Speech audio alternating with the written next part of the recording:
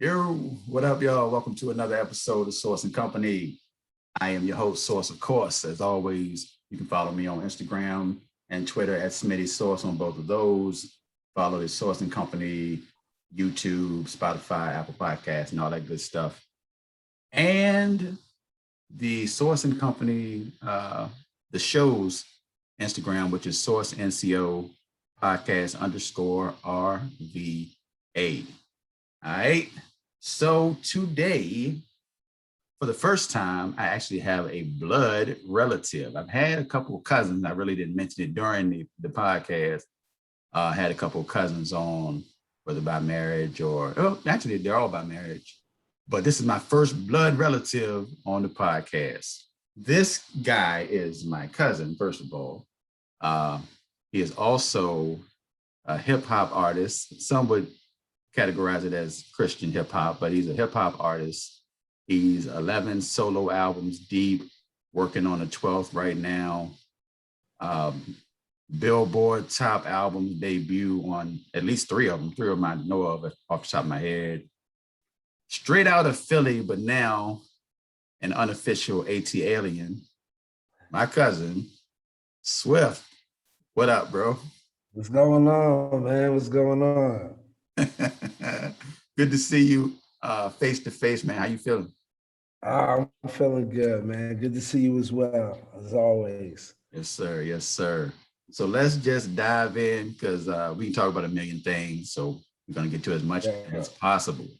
Oh, I didn't even do the intro like I said I was gonna do. Let me back up a little bit.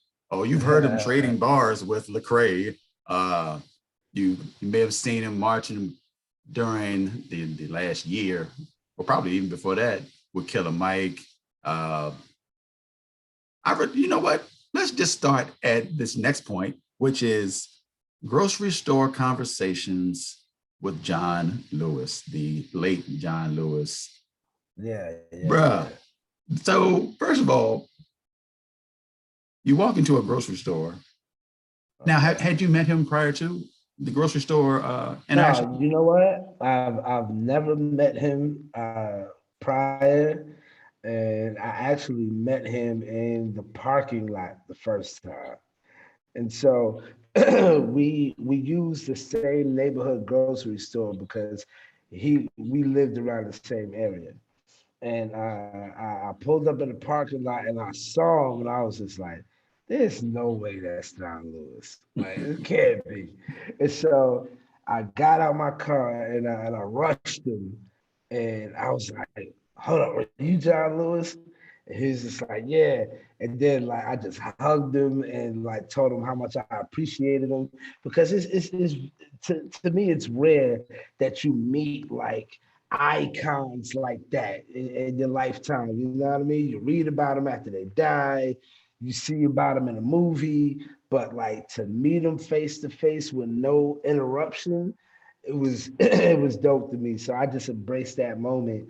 Told him how much I appreciated him, and then like I seen him a couple times after that, and every time we would see each other, he would acknowledge me, remember me, and we engage in a little conversation, and so those conversations got better and longer as time went along, and yeah, so it's like he was my grocery store hero as well as the civil rights icon. Indeed. That's crazy though. Some would probably say you are an icon to them, but we'll get into all of that and a little bit later. Let's take it back a little bit, not even a little bit. Let's take it all the way back. We are blood cousins. Yes, we are. First cousins. And I did not know you were actually born in Long Island until last night. I assumed you were born in Philly and you just grew up in Philly the whole time, but I guess I was wrong. Man. Nah. Born in Long Island, New York. Yeah, that's my birthplace. So when you moved to Philly, when y'all moved to Philly? We moved to Philly when I was young, so I spent most of my life in Philly.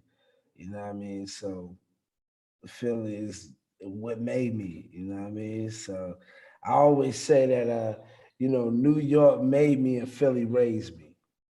You know what I mean? So, a part of me, like, on my dad's side of the family, everybody's still up in New York. So, like, that's always going to be home. Of course, when I was young, my mom and all her siblings moved down to Philly and down south. You know what I mean? So, Down south, yeah.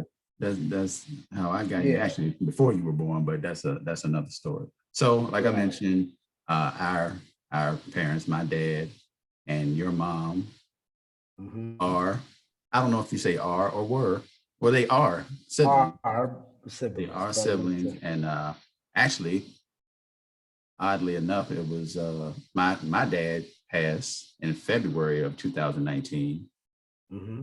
and of course, I saw you at the funeral, and we kicked it a little bit.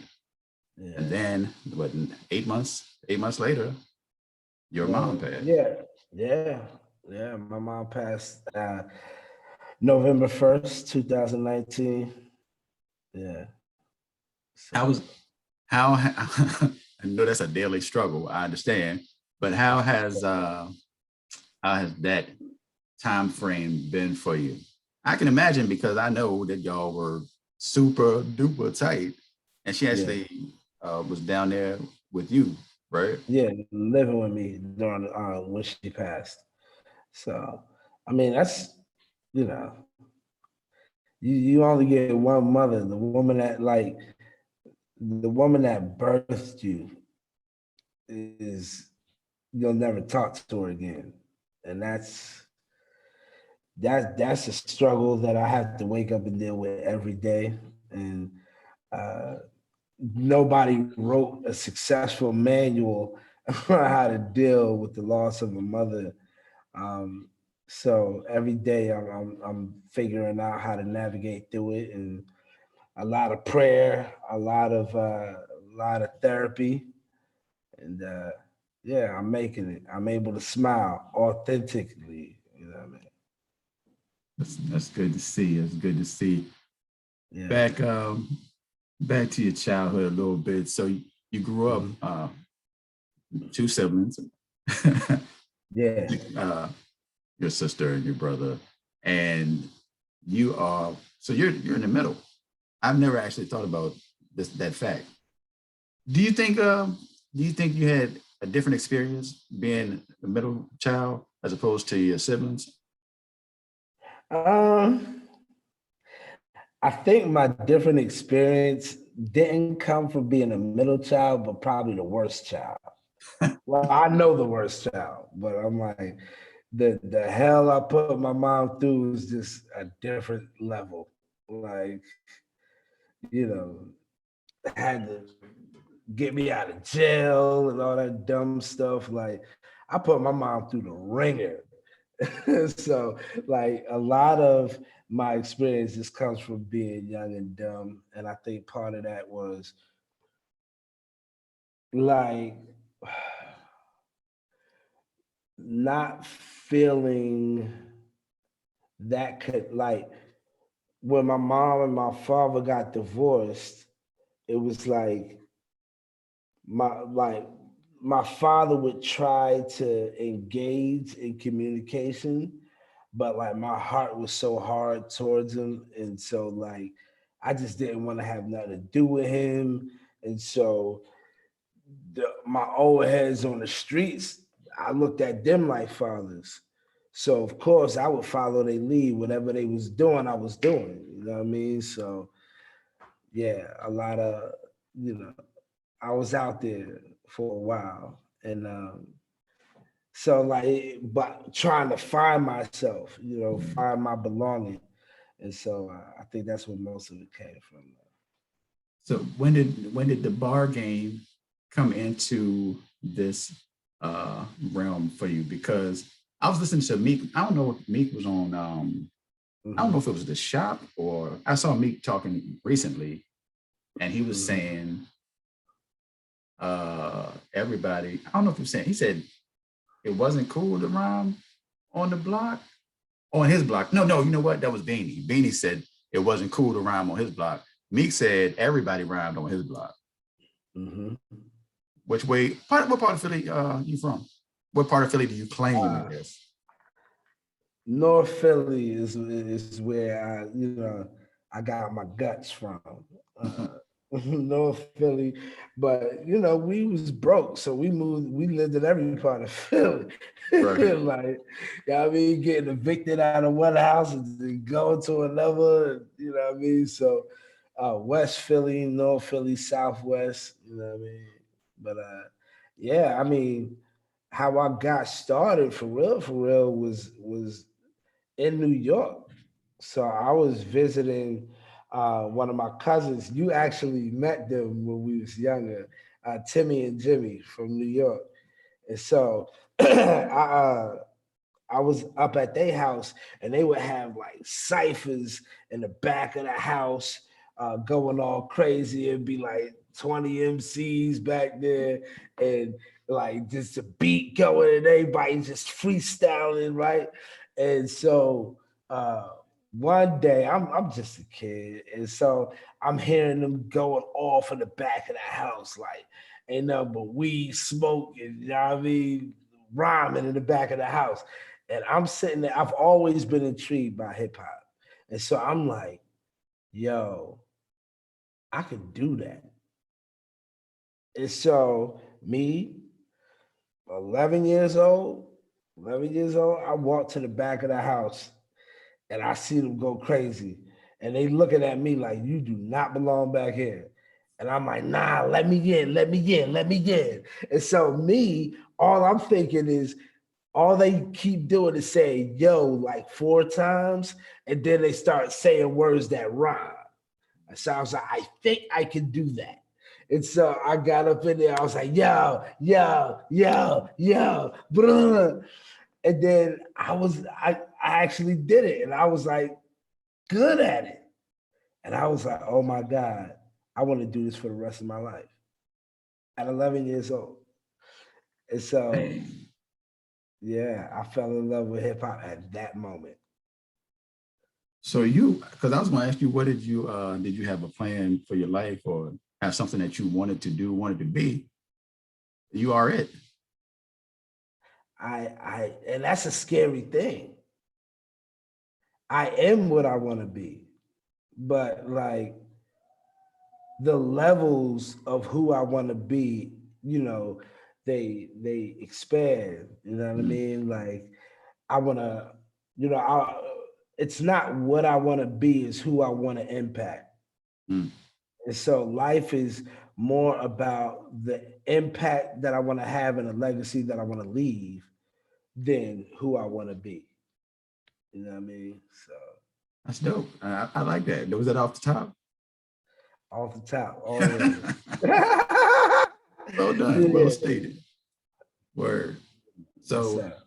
when did Christianity become part of the conversation? And did you think there was a real market for Christian hip hop? I mean, not that there isn't, but because obviously there is, but did you think so at the time? No. So Christianity has always been a part of my life. You know what I mean? Like even when I was wilding out, doing my thing in the streets, on the corner, doing what we was doing. Right. Uh, I was, our parents were very deep into the church, and moms would drag my behind the church every Sunday and made sure I was involved, even when my life was far from a man of faith. You know what I mean? And so after a gang of trouble, at about like when I hit, like I think when I hit 18, I had moved out. At 17, I had moved out my mom's house, moved to DC. And so when I hit 18, it was really a desire to shift at 18. And I can't say it was an aha moment, but it was just one of those things where it was like, I was ready to find purpose. And so 18, I kind of began to slow down and like really like be intentional about living my life for the Most High and wanting God to get some type of glory, even though I wasn't going to be perfect. Like I wanted to be on the right track, and so that's where it really started to click for me. So when did the music career get serious? Because like I said, you were 11 albums deep, which I didn't realize. You're actually 12 albums deep, Yeah, but yeah, 11 solo albums. absolutely. And like you said earlier, that's a lot of work, bro. That's a lot of work. It's a lot of work. So I think, if like it was always a hope, you know what I mean? It was always an aspiration to make a living off of what I was doing. But I think when it really started to take a turn was um, like around like high school. When I was in high school, probably like my 11th, 12th grade year, as I was getting ready to leave, graduate high school.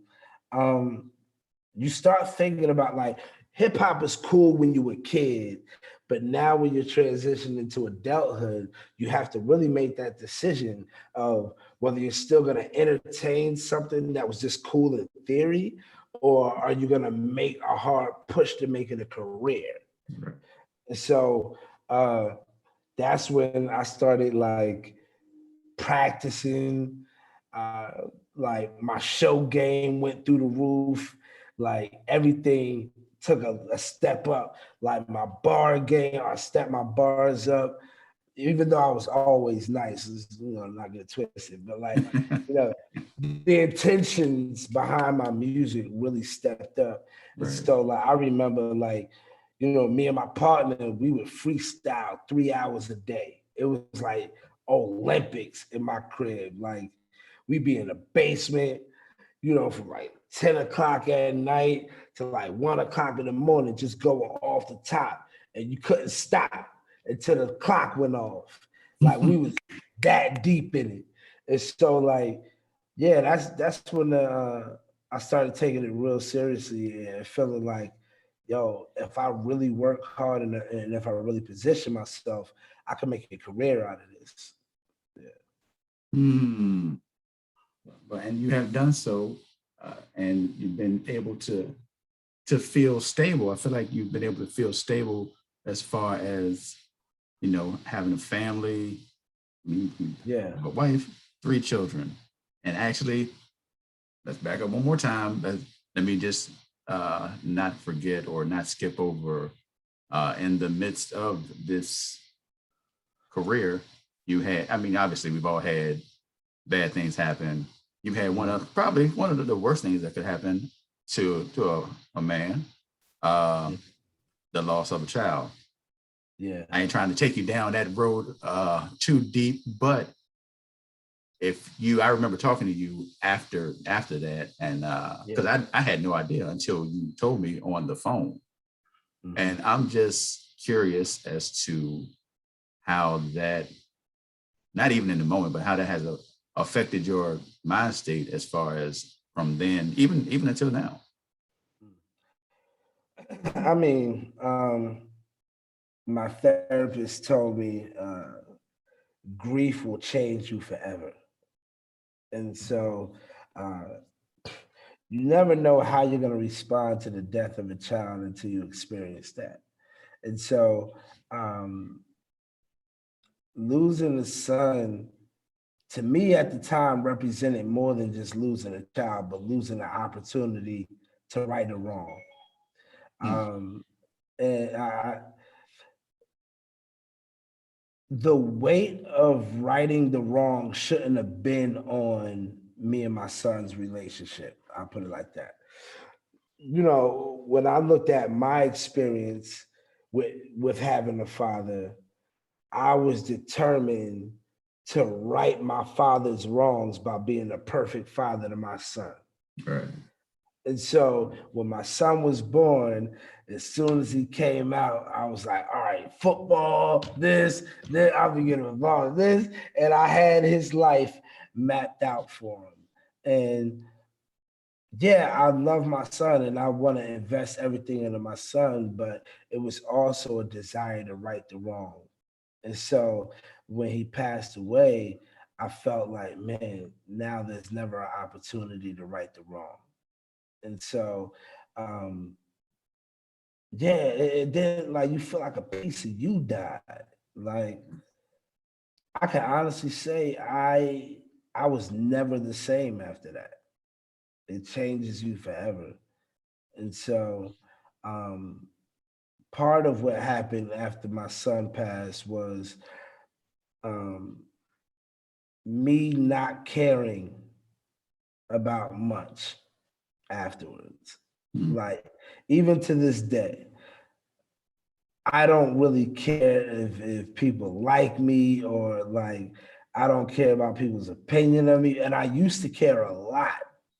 Um, but when my son died, it was like, yo, the most important part of me is ripped away.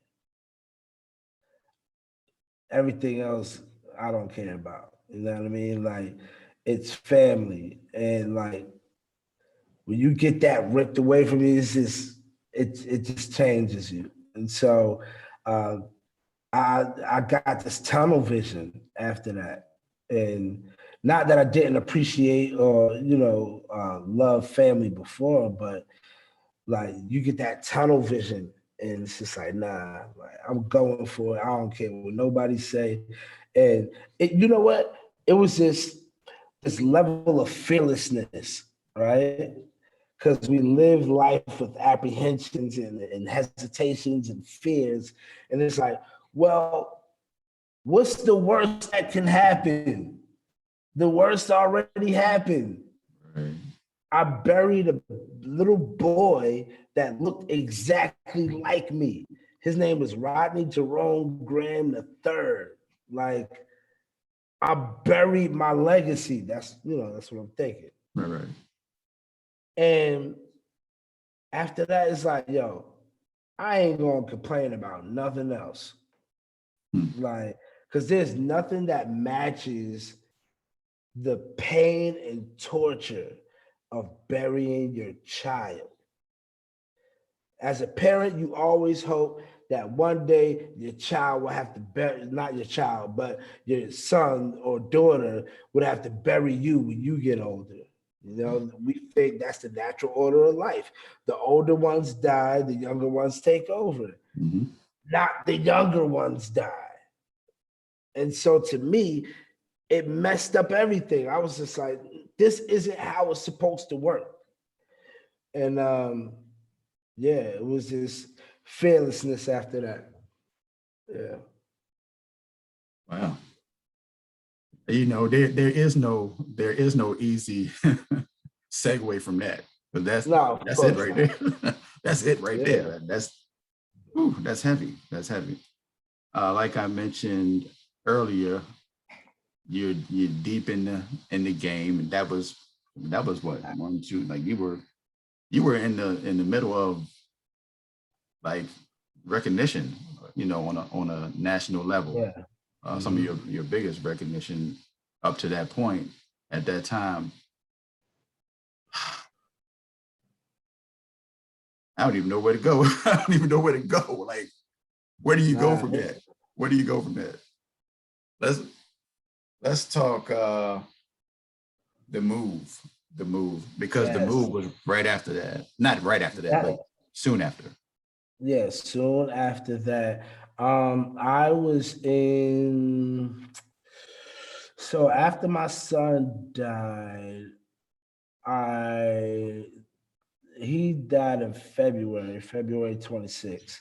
And in October, I dropped the biggest album of my career and had the highest success of my career.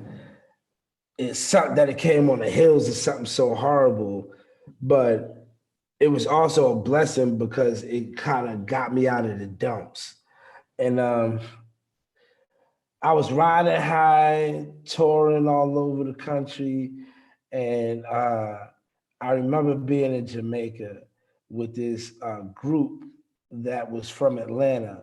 And we were out there just doing a lot of humanitarian work, like just out in Jamaica and doing concerts and stuff like that. So on the way home, at the time I'm living in Philly, on the way home, there's a layover in Atlanta. And I just felt it. I was just like, nah, this is home. I never wanted to live in the South. Like, I'm a city kid from the North. So it's just like the thought of moving down South is like moving to a third world country to us. Right. You used to say the AA to make fun of Virginia. So I know. I get it. But yeah, it was just like, yo, this is home. Like, no, this is where I need to be. And then I'm also thinking about like business, right? So I'm in the music industry. That's, I'm full time, which means like I make my living and provide for my family off of music. And so I'm like, what better place right now in the music industry than Atlanta? And so I came home, I told my wife, I said, listen, we about to move to Atlanta. We never talked about moving down south. So here I am, 2 weeks away from home. I'm in Jamaica. I come home like, yo, we're moving to Atlanta. And she's like, okay. And she was like, she was ready for a move anyway. So yeah, the following year, 2011, we packed up our whole house, rented a U-Haul and drove down to Atlanta and made it home. And the whole drive, and it's crazy because like that's one of the most fun memories I have of my mom, because my mom was living up in Delaware at the time. She hopped up in the U-Haul with me, drove down to Atlanta with me, while my sister drove my wife and my whole family in our SUV down to Atlanta. And then my mom and my sister caught a flight back to Philly. Hmm. And so we're down here, we talking about family, we talking about legacy, we talking about history. And the whole time in my mind, I'm praying. And I'm like, God, please don't let me move down here and make a fool out of myself. Yeah. Like, I was scared to death. And it was like, yo, I don't know nobody down here. Like, what, yo, I don't want to come down here and be asked out. Like, I don't want to come out here and like go broke and be stupid, lose my family, and then my wife looking at me like, "Why you moving down here, you idiot?" Like all that ran through my mind, and I'm like, "Please don't let me go down here and make a fool out of myself." As a man, I take like my responsibility as a husband and a father very seriously. And the last thing you want to do, and I know you take yours seriously. So the last thing we want to do is mislead our families and put our families in a bad space. And so yeah, I was terrified, but my whole life, that's what I do. Like I lean into the tension. Like I don't run from nothing. And so I lean into it. We moved down to Atlanta, and I swear it was the best decision I've ever made in my entire life, as far as family is concerned. Right, right. That's beautiful though, because a lot of people would not make that decision. I mean, I lived in the same place that I was born. Right. Not that I never had ideas of moving or trying something else, doing something new, but it's just worked out that way. So the fact that you made that move, I guess you felt led to make that move though. So that's Absolutely. part of it as well. Yeah. But you still had that fear. You still had that fear because Oh you are the man. backbone, bro. So they go bad, that's you. Purpose does not eliminate fear. Like there was a purpose for me coming to Atlanta, but that doesn't mean that fear doesn't exist even when you know your purpose. Purpose just means fear doesn't have to conquer. It will exist for sure. Yeah. So what was the biggest, or even what is the biggest change? What's the biggest difference that you just can't get past from being up north to moving down south? So the biggest difference, now I can have a good difference and a bad difference. Okay. But the good difference is people actually talk to you down here. Like when you from Philly, man, you up north, ain't nobody randomly saying what's up to you. It ain't like we don't talk to each other. Like we mind our business, we keep our heads straight, and we don't, you know what I mean? But down here is more hospitable, you know what I mean? Like people are more welcoming. The music industry, they like, yo, come on, like what's up? Let's collaborate, let's work together, let's do something, let's get to a bag together. Up north, That's a it great ain't point. happening like that. Yeah. That's a great point in itself, though. I think it was Khaled was talking about, like maybe Fat Joe. He was talking about Fat Joe and how New York was, I got to be the guy, or everybody wants to be the king of New York. And then he started working with people down south. He's like, everybody work together. It's crazy. It's crazy. Because the competitive nature of the North is because guess what? When you from New York, you from Boston, you from Philly, you from, wherever, when you up in that area, whether it's DC, whether I'm sure it's in Richmond too. Like it's kind of like it's not like we're all family. It's I want to be the best. Yeah. Like it's all about bars and lyrics for us. So it's like, yo, I need to be the top dog. I need to be better than everybody. In the South, the weight isn't on bars and lyrics and all that. And like, not to say that cats from the South can't rhyme, because there's a lot of dope MCs in the South. But like the focus is more on business. And business is a collaborative effort. Definitely. So, you collaborate with people to do dope business. And so the focus in the South is more about grind and business. And that takes collaboration. Being the best rapper doesn't take much collaboration. Like you can True. single yourself out, you can isolate yourself because you don't want to see friendship as weakness. Hmm. You know what I mean? Sometimes we look at collaboration as weakness. Like, nah, if we get on a record, instead of coming together to make a dope record, we coming together trying to outshine each other. And it's just a competitive nature. You know what's funny about that? What's funny about that is that this cat that I know was talking about he doesn't love Black Thought. He likes Black Thought. He doesn't love Black Thought. Shame on He him. is right, exactly. His logic or his argument at the time was, when you're on a song with somebody, you got to try to outshine them, blah, blah, blah. Black Thought don't never outshine anybody on a song.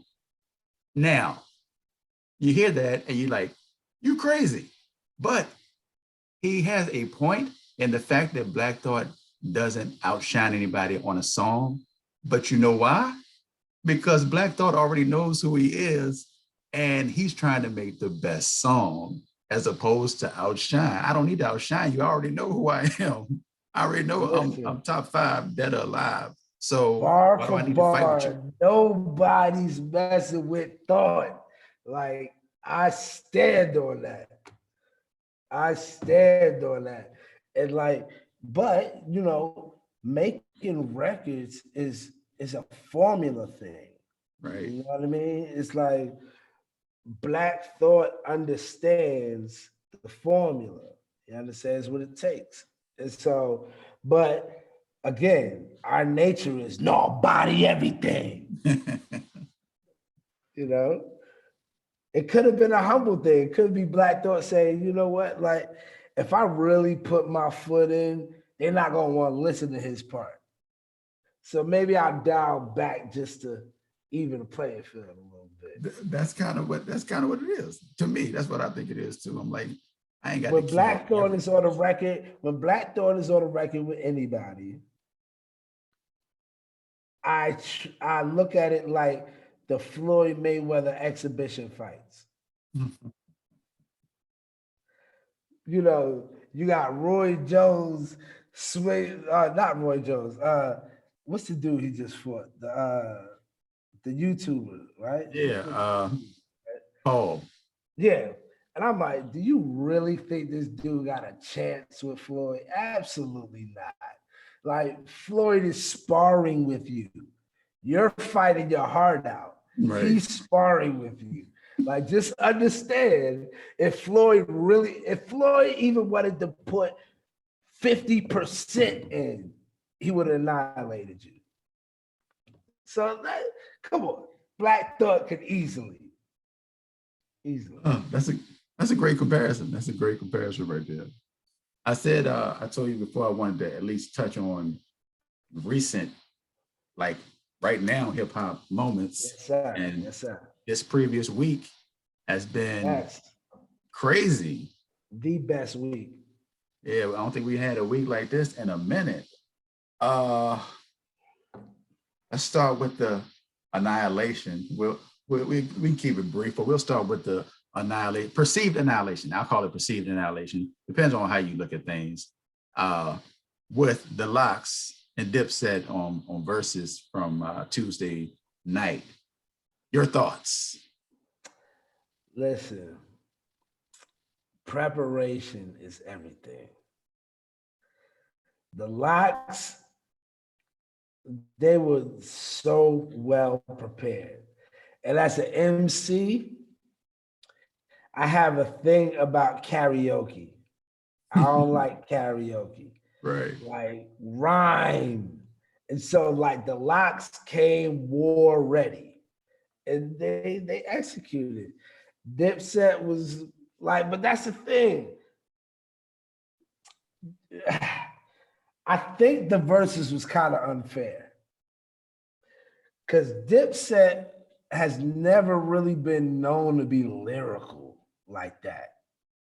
Like, you got Joel Santana, but the best lyricists in Dipset weren't even on stage. Like, J.R. Ryder, well, he wasn't really a Dipset, but he was affiliated. But J.R. Ryder was their best lyricist. And so I'm like, when you look at Dipset, it's more like swag, flash, drip, you know what I mean? Right. They got a way of saying things. It's like pimp talk, you know what I mean? Jada, Styles P, Sheik has moments, but they are bars. They are barbarians. And I'm like, you just, it's just different. Of course they was gonna annihilate them. Now I did say that the annihilation was visible, but if it was just a regular old versus song for song, you know, them sitting up on the stage talking and maybe performing a song or two in between, it would have been a lot closer because it's not like Dipset has trash music. No. But people are trying to carry it like Dipset is just trash because this moment didn't go their way. I'm like, bro, come on now. Dipset wasn't like on top or high up in the game for years for no reason. There's a reason. It was about the energy. Exactly. Look, and we in New York. right? We in Madison Square Garden. Who talks more trash than New York? True. Let me tell you something. Even if you eliminate the songs, the Locks won off of straight trash talk. Like trash talk and energy could win the battle.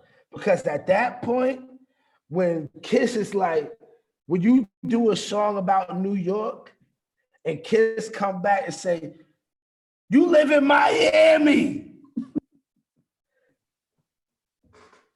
You ain't even have to play a song after that. Right. Because the whole crowd knows he lives in Miami. And Kiss is like, I'm out here, I'm outside. You live in Miami. It was like, of course, like the trash talk set the the trash talk made the Lock songs hit harder Exactly. than they normally would. It's the setup. Jadakiss had he had a game plan. He knew how to set them records up. And a single hand, to me, the moment the battle was clearly over was with that Who Shot Your freestyle. Yeah, that was tough. And the fact that he did it just over the beat, no background vocals, no carry, he took it there and then threw the mic down. Yeah, it was over after that. Like the paradigm shifted after that. It was Agreed. like, okay, we know what's happening there. Another moment we had this week in hip hop. You actually mentioned it on your social media. Yes. Nas dropped King's Disease 2, and we had an appearance by my favorite woman MC, and maybe yours, I'm not sure, but Ms. Lauryn Hill dropped bars. I don't even know how many. It was close to 32. It was close to 32. I didn't count them, but it was close to 32 bars on that thing. Yeah. Talk about your feelings, because I know you mentioned how much you appreciate Lauryn. So talk about your feelings about the great Lauryn Hill.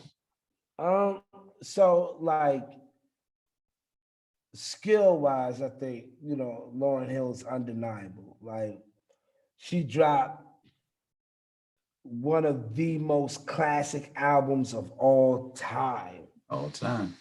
And only rapped for like half of the album, but was still the most classic hip hop album of all time. But to me, what moves me more, it's not just her skill, but her story, right? And so the fact that she went through so many things, so many wounds, and some self-inflicted wounds, but to defy your obstacles and come back and perform at the top of your game, everybody loves a success story. And to me, I got, for that 32 bars, I got to live in her success story. And it was amazing. It was amazing. I love the way, and I only listened to the song one time, but I clearly remember her saying something to the effect of, I'm out here saving lives and you worried about my lateness. Yeah, because when she came to Atlanta, right, a couple of years ago, she came to Atlanta and I bought a ticket to the Lauryn Hill concert and I said, oh my God, what have I done? Like, she's not going to show up. So the whole time on the way to the venue, I'm like, please let her show up at least. And she actually started on time. And I was like, oh, snap. Like, okay. Wasn't waiting for hours. But yeah, shout out Lauryn Hill. She's the best. Absolutely. She's been super late to Richmond. So the people definitely felt that lyric, though. I hope they felt that lyric anyway. But you got the new joint. You got the new album on the way. New When I album. say on the way, what kind of time frame am I talking about? So I'm really not supposed to say it, but like between me and you is October. October. Anyway, soon. Soon. Soon. I accept it. And I Very feel like you get put a lot. Well, I mean, obviously you put a lot into every album, but I feel like this one may have hit a little different. Actually, this is your first album since Moms, yeah. yeah. Mm-hmm. So yeah, this album is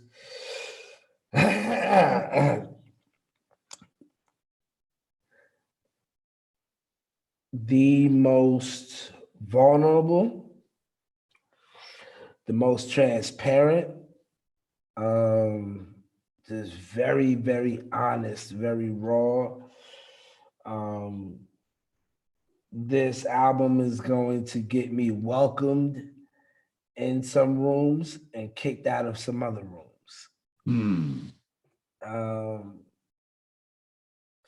but it's my truth, it's honesty, and I would like to think as a hip hop artist, we pride ourselves on authenticity, and this is as authentic as it gets, and it's a very close to my heart type of body of work, and I'm extremely proud of it.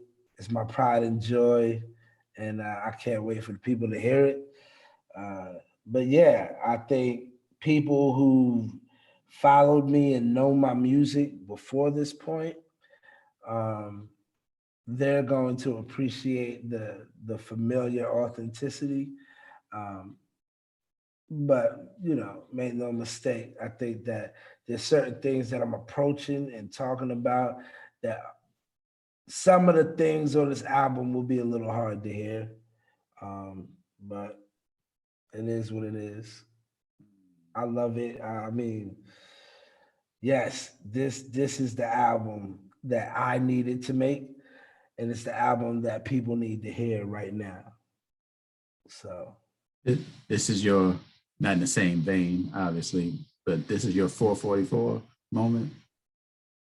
I think it is because like I'm really, this is real grown man things on this album, and yeah, I'm just loving the direction. I'm loving the freedom that I feel in my craft right now, and uh, because just because you're authentic don't mean you always feel free. Sometimes I think, your authenticity feels like often you're punished more for your authenticity than rewarded. And I feel like this album is my reward. You know what I mean? Like with how it came together, how it's gonna come out. I feel like the authenticity will be rewarded. And so yeah, I'm looking forward to it. It's a beautiful thing. It's a beautiful thing. Now, there's like 12 other directions we can go, but I feel like this might be a good point to set you free. I don't even know how long it's been. I don't know either, but we family, so it's good. I got Yeah, to well. talk to my big cousin. Wait. Time out.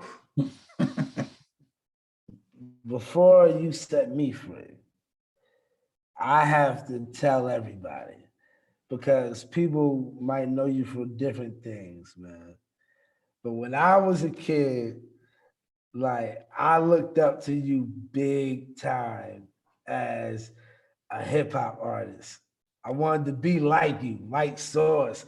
I used to play your tapes all day in the crib, like real talk. The gold tape, the gold tape. You came out with like a gold cassette tape joint, and Yeah. yeah, look, bruh, like you were definitely an inspiration to me coming up, man, and uh, I love the fact that I had people in my own family that I could look up to that was doing it at a level higher than I was doing it, and that I could look at and aspire to be like, man. So I appreciate you. appreciate it. I appreciate it. Yes, But yes.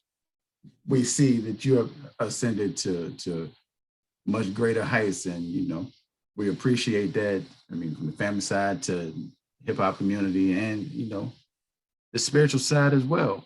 I remember, the time that actually came out when you came to Richmond, and I can't even say performed. I mean, you performed, but I would say more ministered than performed. Mm-hmm. It was so crazy. Like, I legit gave you every dollar that I had in my pocket. Every dollar I had in my pocket, I was like, yo, Brett, here, I don't put this towards something. I don't know, it wasn't like it was a lot of money. Don't get me wrong. Right. But that's how powerful it was in that moment. Actually, you were here not too long. Well, 2 years, not too long ago, right? At it was Domination. Domination. Yeah.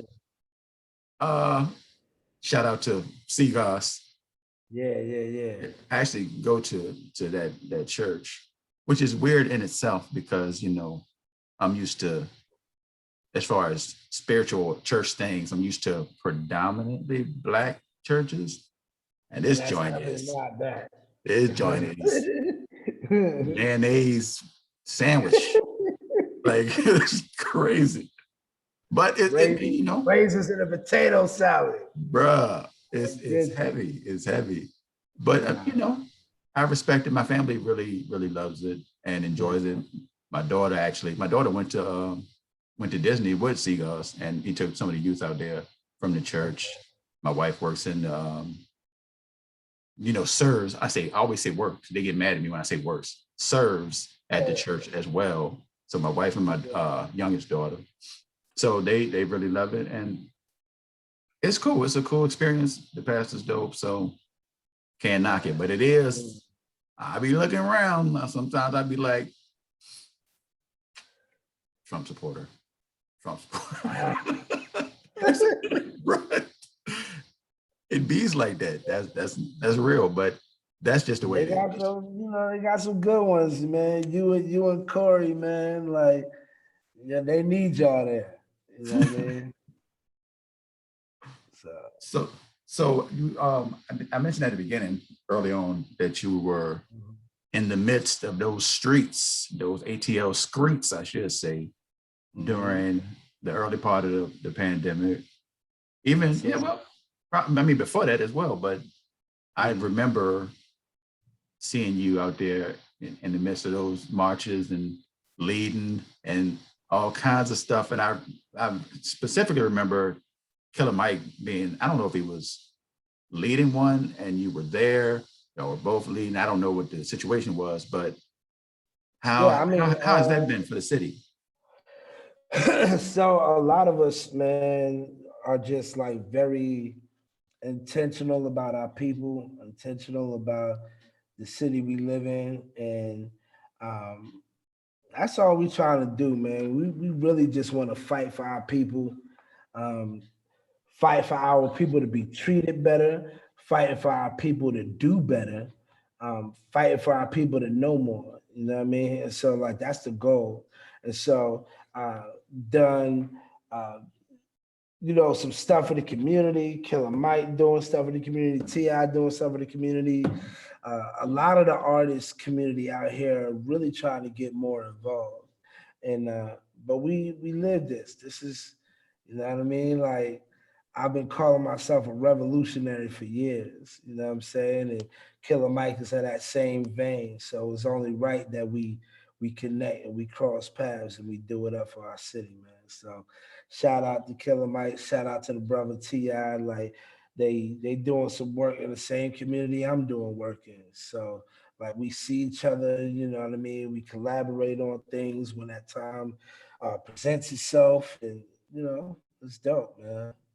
We're just trying to, this is, the birthplace of the civil rights movement. So I think that that spirit of fight in Atlanta is just here. It's heavy. You know what I mean? Like, you wake up, you're blessed to have a platform. You're blessed to have the energy and the voice. It's like you gotta put that stuff to good use out here, man. And so we realize that as recording artists, that puts us in front of a different crowd. And so we just want to utilize our space to really advocate for our people, freedom at all costs. Respect, respect. And last but not least, I want you to give a shout out to your babies. We saw one of them back there in the background a little earlier. But shout out to my lighting director. Her name is Summer Graham, my youngest daughter. I'm in my office right now. So in the office, we have these lights that if it's a certain amount of time where there's no motion, they go off. So every time the light goes off, my youngest in charge walks in front of the sensor so the light can come back on. Shout out. See, that is dedication, dang on it. You know what I mean? You ain't hear her say a word. You ain't hear nothing. But my daughter go to work for that light. Praise God. She gonna get something today. But yeah, I have 3 daughters. Number one, rest in peace and love to my son, RJ. My baby boy. He would have been 14 this year. And his birthday is coming up in a few days. August 11th is his birthday. And so shout out to my son, RJ. My oldest, Shayla, Jasmine, and Summer. My wife, Stacy, I love you, baby queen. You know what I mean? My earth, my world. And my whole family, my aunts, uncles, cousins, brother, sister. Rest in peace, Mom. Love you, Pop. Love you, Uncle Bobby. All the ones we lost.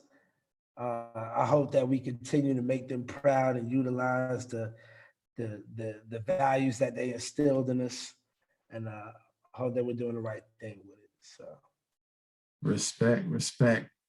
So I appreciate your time, Cuzzo. I know it's been a while since we've been talking about doing this. We finally got to it. Finally got to it. Finally got to it. Yeah. So, ladies and gentlemen, Swift will be on the lookout for the new album. What's the name of the album? Golden. There it is. Golden. GLDN. Look out for it. It's gonna be everywhere. I have a new single out right now. I dropped a couple months ago. It's called Fly High. So look on any streaming platform, R Swift, Fly High. There you have it. New single coming out in a couple weeks. Videos, all that promo stuff that rappers got to do now. And we're going to make it make sense. Bar up, everybody. Indeed. Swift, thank you again. Yes, sir. Source. Thank you. Out here.